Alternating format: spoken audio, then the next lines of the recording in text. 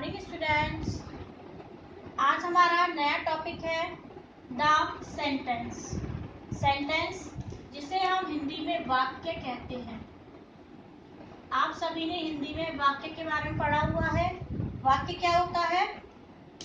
Sentence words का वह collection होता है जिसका कोई ना कोई क्या निकलता है, मीनिंग, अर्थ निकलता है। जिस तरह से कई बार हम हिंदी में भी सेंटेंस लिखते हैं, राम बाजार जाता है,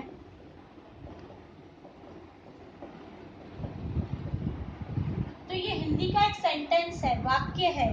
same as Ram goes to market, और ये हमारा क्या हुआ, इंग्लिश का एक सेंटेंस। तो स्टार्ट कर रहे हैं हम टॉपिक। सेंटेंस क्या होते हैं, what is sentence. Now definition clear करिए। A sentence is a group of words that makes a complete sense. एक सेंटेंस, एक वाक्य शब्दों का वह ग्रुप होता है जिस that makes a complete sense, जिसका कोई पूरा क्या निकलता है, कंप्लीट, पूरी तरह से उसका सेंस, अर्थ निकलता है। वह क्या होता है, सेंटेंस होता है, वाक्य होता है। Is it clear? नाउ देखिए इसमें वर्ड्स, कितने वर्ड्स हैं, शब्द कितने हैं, 1 2 3 एंड 4 आपके इसमें वर्ड्स हैं। इन 4 वर्ड्स से मिलकर क्या बना है, एक पूरा सेंटेंस बना है। Is it clear students? तो नीचे यहाँ पर नीचे एग्जाम्पल दिए हुए हैं। The mouse ran away, the mouse ran away, इसमें वर्ड्स हैं, द माउस रैन अवे। यहाँ भी 4 वर्ड्स हैं, लेकिन ये 4 वर्ड्स, 4 शब्द इस तरह से अरेंज किए हुए हैं कि जिसका क्या निकल रहा है, कंप्लीट सेंस, कंप्लीट मीनिंग निकल रहा है। तो इसका मीनिंग क्या हुआ, द माउस रैन अवे, चूहा भाग गया। चूहा क्या हो गया, दूर भाग गया। तो इसमें क्या है, सेंटेंस का कंप्लीट क्या निकल रहा है, सेंस निकल रहा है। तो ये क्या हुआ, सेंटेंस हुआ। यदि मैंने इसी सेंटेंस को इस तरह से लिखा होता, नीचे देखिए स्टूडेंट, माउस द अवे रैन, तो क्या आप मुझे बता सकते हैं कि ये सेंटेंस है या नहीं? तो यहाँ लिखा हुआ माउस द अवे रैन, तो इसको पहले एक बार पढ़कर देखिए, उसको समझकर देखिए, क्या इस सेंटेंस जो ये वर्ड्स लिखे हुए हैं आपके सामने, क्या इनका कंप्लीट मीनिंग निकल रहा है, कंप्लीट सेंस निकल रहा है? यदि निकल रहा होगा तो ही वो सेंटेंस होगा, यदि नहीं होगा तो वो सेंटेंस नहीं होगा। तो इनमें देखिए, इनमें वर्ड्स इस तरह से अरेंज हैं कि इसका कंप्लीट सेंस नहीं निकलता, तो आपका ये सेंटेंस नहीं हुआ। सेकंड सेंटेंस देखिए, she reads all the books, sorry यहाँ है she reads all the books, वह सारी किताबें पढ़ती है। तो इसमें क्या है, इसमें भी वर्ड्स इस तरह से अरेंज किए हुए हैं कि इसमें क्या हुआ है कि जब वर्ड्स इस तरह से अरेंज किए हुए हैं कि इनका भी क्या निकल रहा है, कंप्लीट मीनिंग निकल रहा है, कंप्लीट सेंस निकल रहा है कि वह सारी किताबें पढ़ती है। Is it clear students? तो सेंटेंस का आपको क्लियर हो गया डेफिनेशन कि सेंटेंस क्या होता है। A sentence is a group of words that makes a complete sense।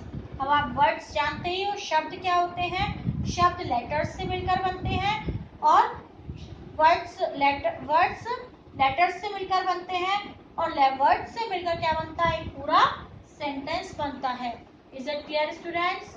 Now नीचे देखिए क्या लिखा हुआ है, a sentence always begins with a capital letter.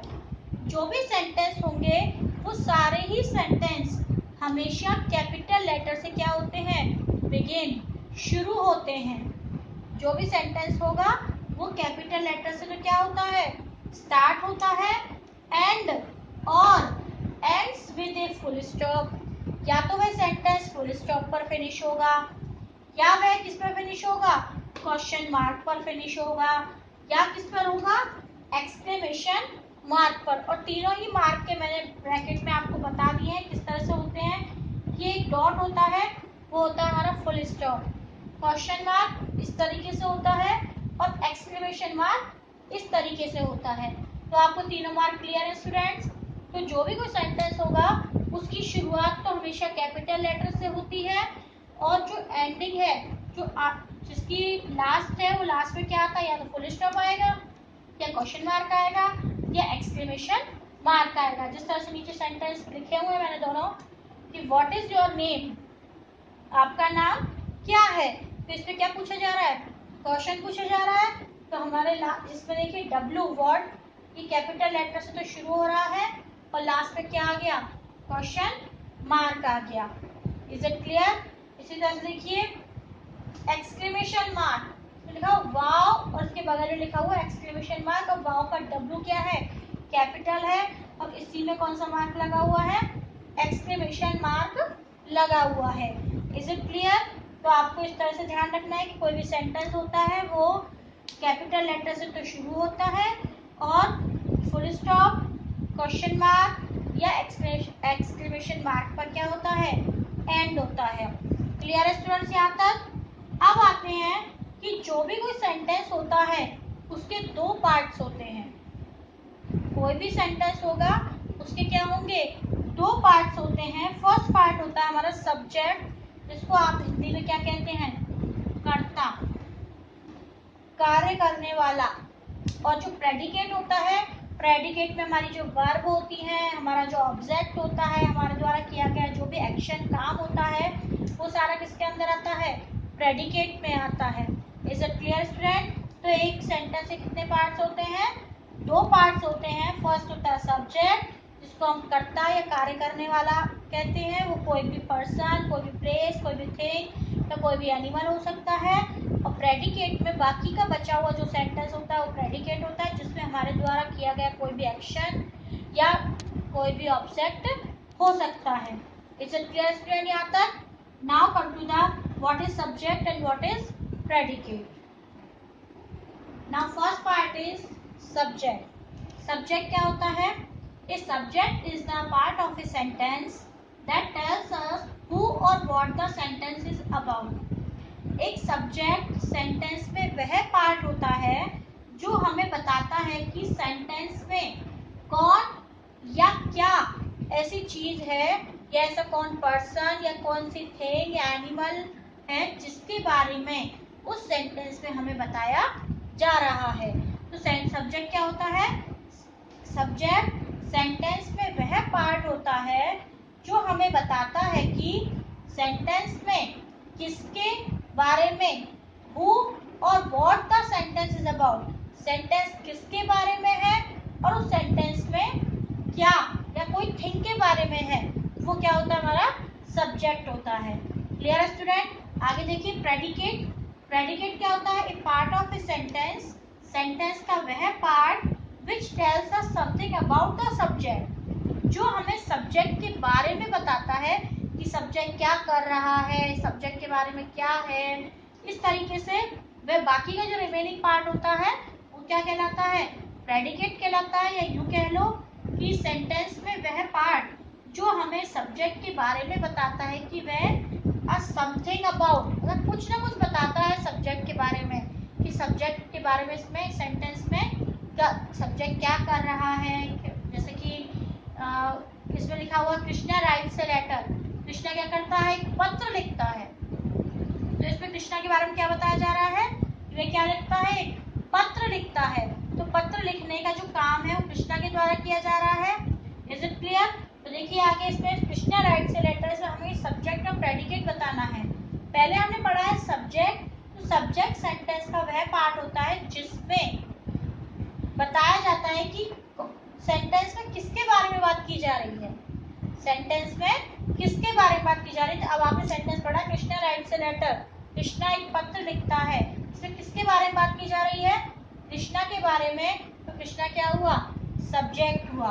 और अब प्रेडिकेट में मैंने क्या बताया था कि सेंटेंस का वह पार्ट जो हमें सब्जेक्ट के बारे में कुछ ना कुछ बताता है कि सब्जेक्ट क्या कर रहा है। क्या कर रहा है सब्जेक्ट, जो कृष्णा जो सब्जेक्ट है वह क्या कर रहा है, एक पत्र लिखता है। तो बाकी का जो पार्ट हुआ हमारा राइट से लेकर और लेटर तक का, वो क्या हुआ, प्रेडिकेट हुआ। Is it clear student. इसी तरह से कोई भी सेंटेंस आ जाए, देखिए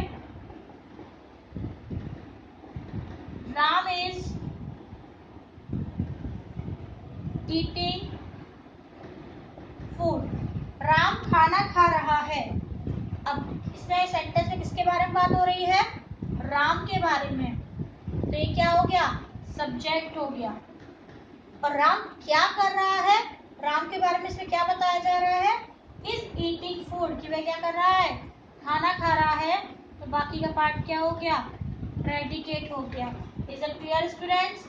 तो आज हमने पढ़ा है सेंटेंस क्या होते हैं और सेंटेंस के कितने पार्ट्स होते हैं। सेंटेंस के 2 पार्ट्स होते हैं, फर्स्ट सब्जेक्ट और सेकंड प्रेडिकेट। तो आपको ये समझ में आ गया होगा यहाँ तक। आज के लिए इतना ही। एक्सरसाइज आपको दी जाएगी जिसमें से आपको सब्जेक्ट एंड प्रेडिकेट को अलग अलग करना है। Thank you so much.